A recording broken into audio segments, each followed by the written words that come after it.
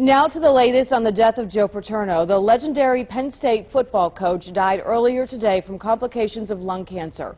A candlelight service was held last night at Paterno's bronze statue on campus. He made Penn State, and I'm an alum, and he's the guy that I always, when you talk Penn State, you always said Joe Paterno. Paterno became the winningest coach in major college football history with 409 victories. The 85-year-old was fired back in November over the handling of sexual abuse allegations against his former assistant, Jerry Sandusky. Now the question is, how will his legacy be remembered? NewsChannel 5's Michael Baldwin talked with some sports fans today. And Michael, how do they believe that he will be remembered?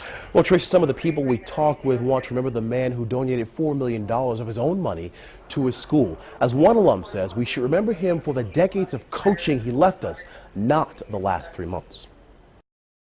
No matter what you think of former Penn State football coach Joe Paterno, he was a living legend, and he meant everything to the Nittany Lions. People think of him more than just a coach. At a candlelight vigil, people were clearly touched as they paid their respects in front of a statue. To them, he represents greatness and honor. In a statement, Paterno's family said he died as he lived. He fought hard until the end.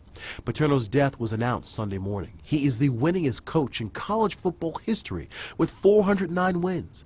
That was a time to celebrate. But just a week later, the cheers turned to jeers. Jerry Sandusky is charged with molesting 8 boys. Where were the authorities? This is not a case about football. It's not a case about universities. It's a case about children who have had their innocence stolen from them. The Jerry Sandusky child sex abuse case led to Paterno's undoing.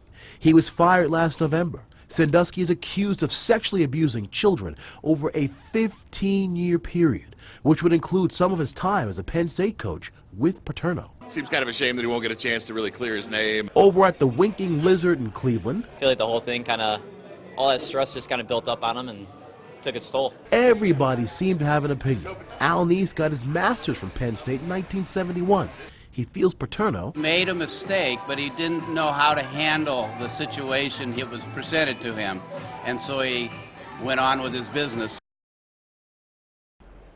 Paterno was survived by his wife, 5 children, and 17 grandchildren. There has been some talk of taking down the statue in front of the stadium in light of the sex abuse allegations. At this point, Tracy, university officials say the statue will not be removed. We're in the newsroom. Michael Baldwin, NewsChannel 5. Okay, Mike.